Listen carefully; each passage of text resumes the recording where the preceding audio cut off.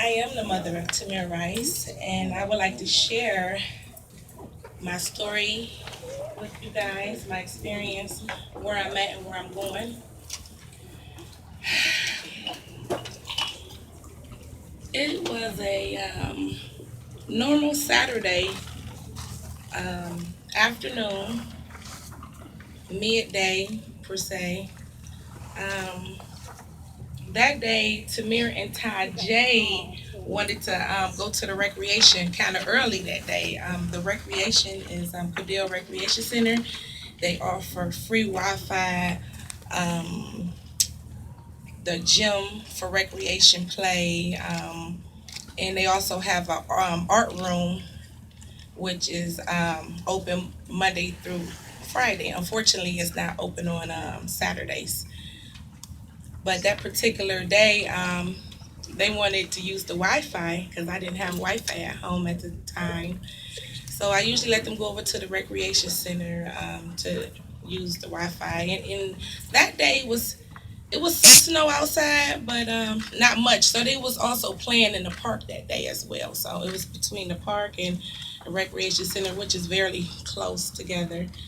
Um, Taja and Tamir came home about 2 o'clock that day for lunch. I told them to stick together. They had turkey sandwiches and apples and oranges and water, and I gave them money to go to the store to get chips and juice. Um, so they was just as fine.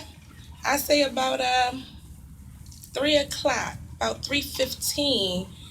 I get a knock at the door from two of the neighborhood kids. It could have been two kids playing at the rec. That the Cleveland police just shot my son twice. I was in very much denial. My 16-year-old son that was laying on the couch, I guess he heard it in the young man's voice that this was not like a joke or anything. So he zoomed out the house past me without a coat on, just his shoes. And I'm like, no, y'all don't know what y'all talking about. My kids is at the park playing. So as I get dressed and walk towards the park, which is right across the street from my house, my son was laying on the ground. And I tried to go for him, and I was trying to charge at the police, trying to get to my son, and they told me to calm down or they would put me in the back of the police car. As I look at the my son and I see my daughter, she's in the back of the police car handcuffed. And I look to the right of me, I see 8 police officers surrounding my 16-year-old. At that time, I asked the officer to let my daughter go because she was only 14 at the time. They gave me an ultimatum that day to either go with Tamir or to stay with the 14-year-old. So, of course, I went with Tamir, and I sat in the front of the ambulance like I was a passenger. I don't know who rode in the back with my son. That was the most horrific day of my life. Um, Sending 2 children out to play that day and only one coming home. Um, that's a pain no mother or father should have to endure. Um, so I am in the struggle of fight with the law enforcement, the government right now on accountability for Tamir's murder. Um, the struggle has been quite quite so real for me. I would think that, or I was thinking that the prosecutor was actually on my side after being thrown into this situation again. Um, I was just really thrown into this situation. I was kind of oblivious what was going on in America until it happened to my son. And I was just raising kids, trying to go to school and raising my children to be American citizens. Um, but when I was thrown into this situation, I came out with a lot of rage and anger, and I decided to speak about social justice and just continue to thank you, continue to fight for justice for Tamir. Um, we are still having some issues in America, more issues that I can never imagine, with the police killing unarmed citizens, majority black. Um, and also just killing Americans, period. You know, at this point, it really don't matter what race you are. But I just know that when it comes to black and minorities, um, just period, it's just too much killing. And I'm here to see if I can change some of the laws in America so we can be safe.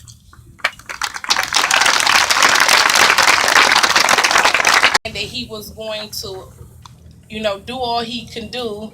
And if the officers wouldn't talk, he would arrest them. Just blatantly just telling me lies to my face.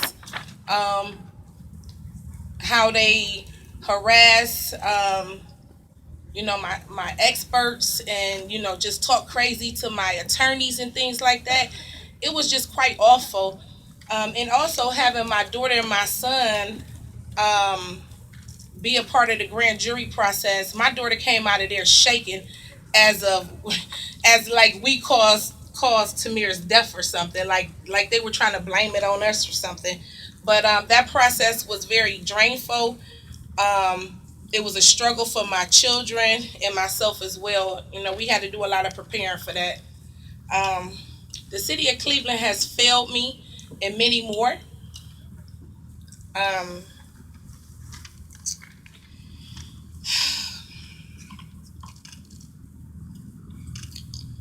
let's talk about how I need my white privileged Americans to stand and unify with us. I believe that's the only way change will occur.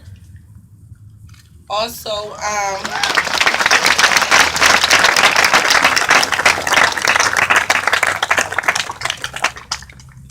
also,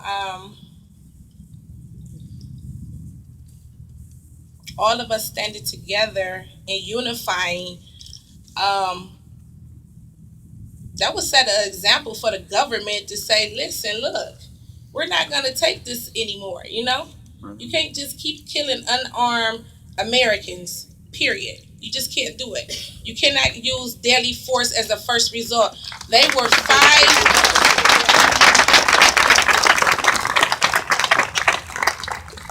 they were 5 feet away from my son when my son was shot in the chest.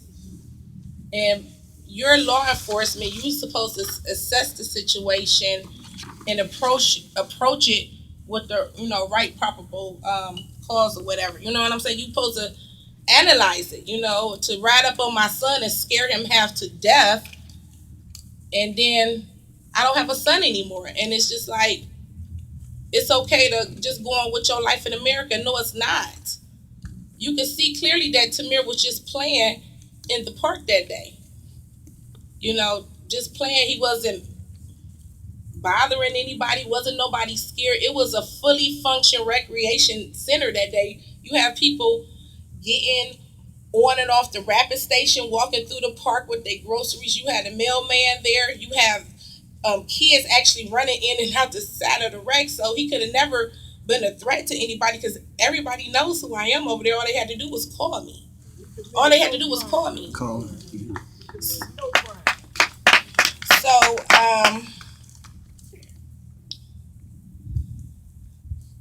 it has been a struggle for my family.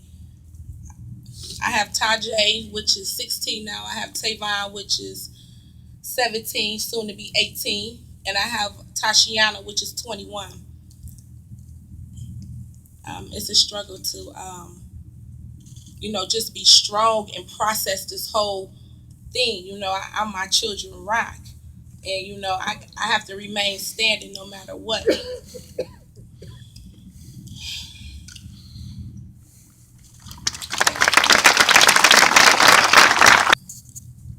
I have a lot of work to do. Let me just say that. And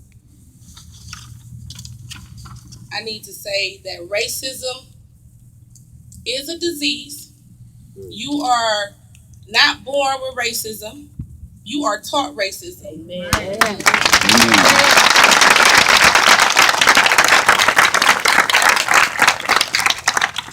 And the killing part about it, we're still looking for a cure for racism. Let's try to look for a cure for racism as we looking for cures for other diseases, because that is a disease. Hmm.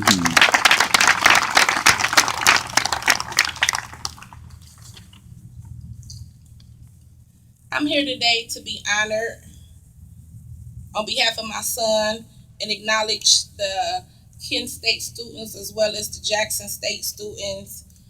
Um, it's just a shame. They're supposed to be able to exercise their First Amendment rights. I mean, I don't. At this point, I'm not understanding. What do we have the First Amendment rights for if we can't exercise them? And who is the law enforcement to kind of like knock that down, or let alone put their hands on you? You know, we're here to exercise our First Amendment rights. I think we should be able to do that.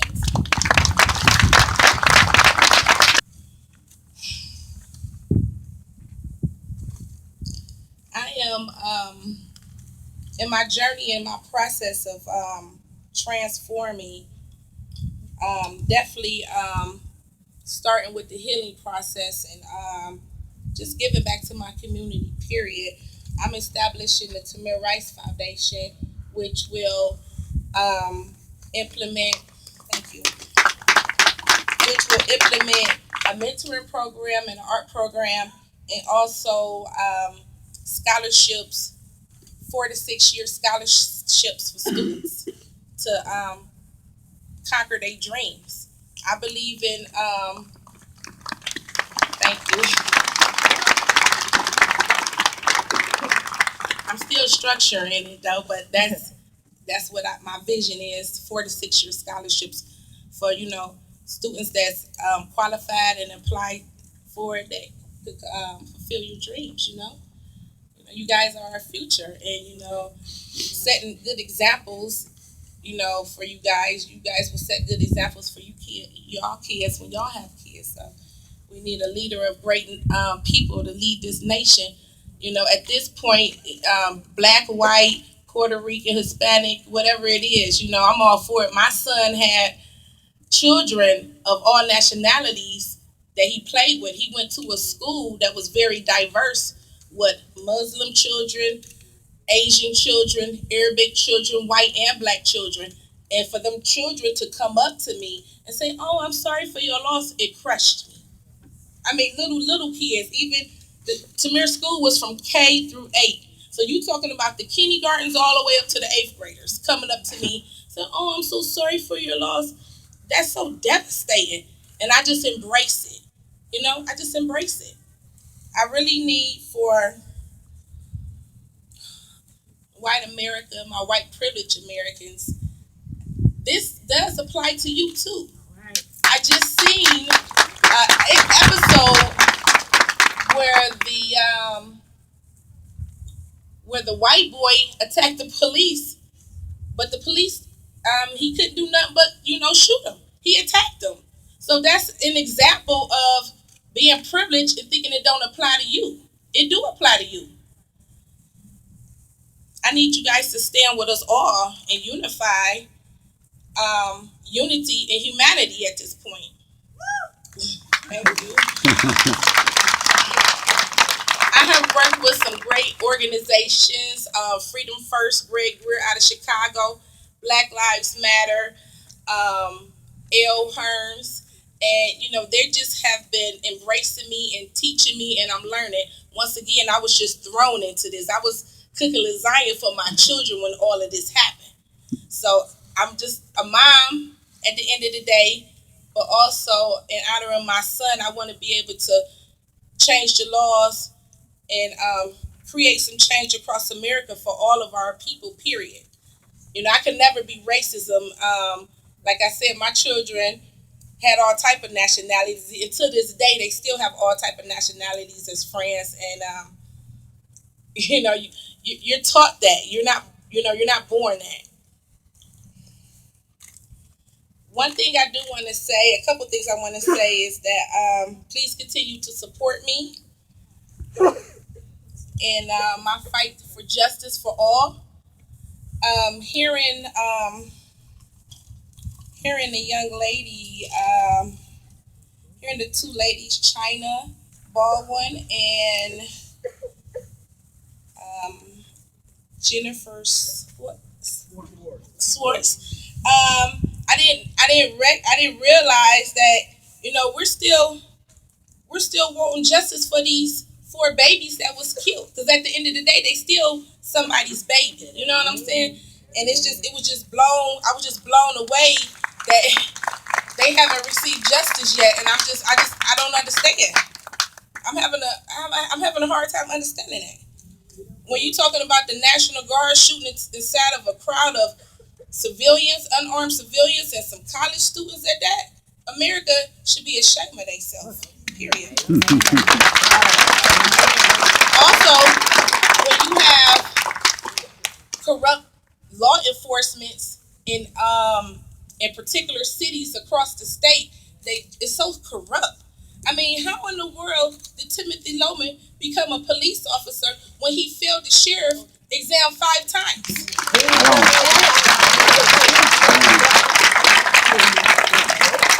And Frank Granback, after beating up an African American woman and the city paying her out, how are you still an officer?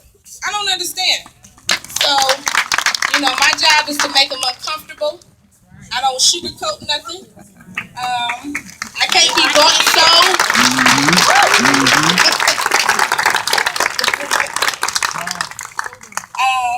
I'm the real deal Holyfield, and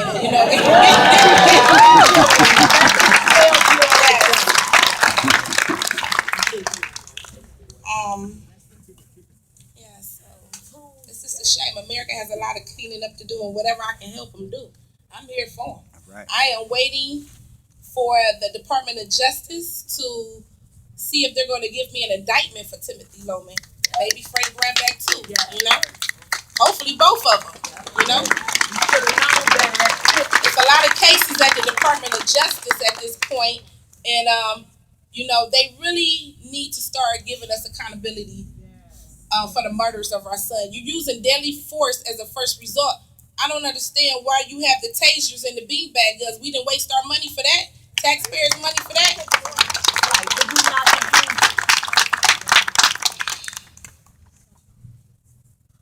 I'm happy to be here today. I'm so pleased with the outcome. You guys look wonderful out there. You look good. Wow. Yes. Y'all look good up there. Up on them hills, y'all look good. Yes, yeah. All right. If you don't take anything away from here today, please take this. America needs some changing. It needs some cleaning up. And if they don't clean it up, it's going to collapse. It's going to collapse. It's on its way to collapse very soon. Trust me, I've been reading. And also encourage, white privileged Americans to get involved. It starts with them because, it's almost like they got somewhat of a power. And if we can get to them, we can all come together. White privileged America, Black Lives Matter, all lives matter. We can come together and have some change across this nation. It's gonna take all of us to change this.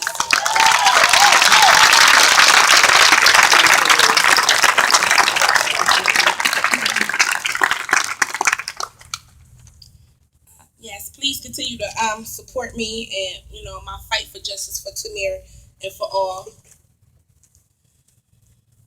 I do want to say a few things about Tamir. Tamir was my baby. He was a baby. Some of his shows was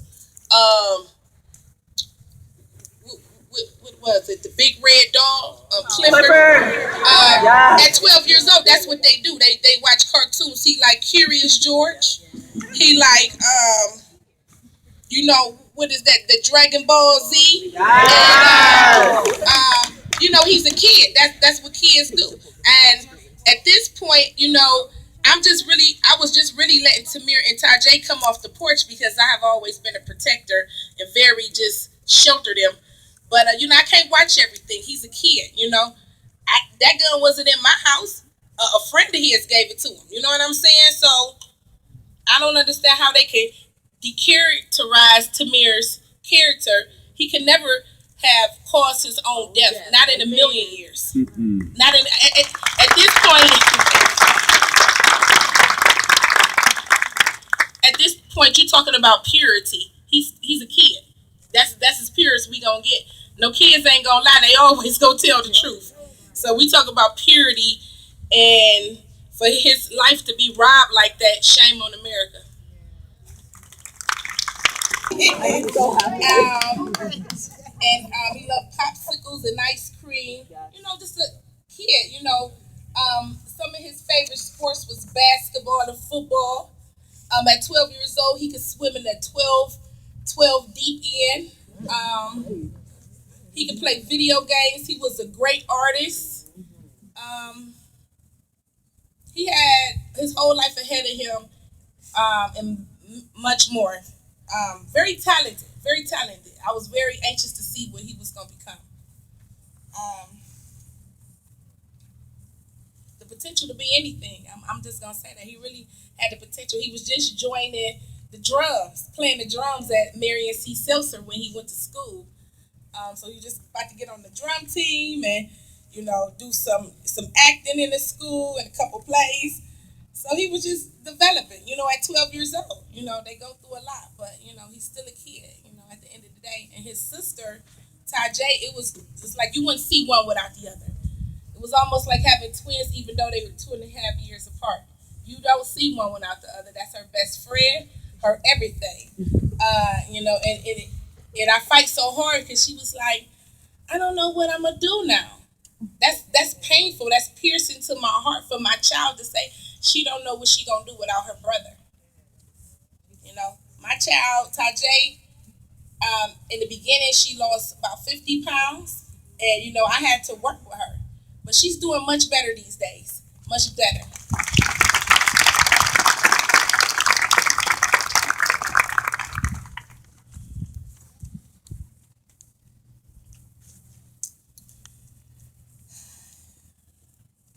I just want to say,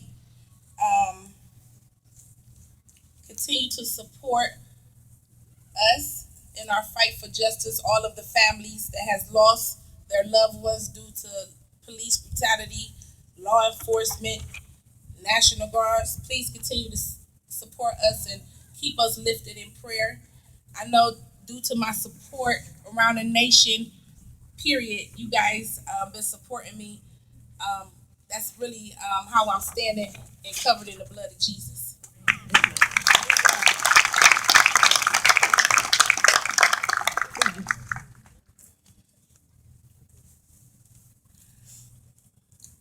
I want to thank you guys for having me, and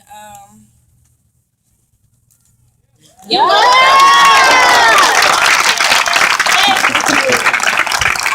want to thank you guys for having me. It was a pleasure to be here, and I will continue to fight for justice for all and across America, starting to get some of these laws changed. Amen. Thank you. Amen. Thank you.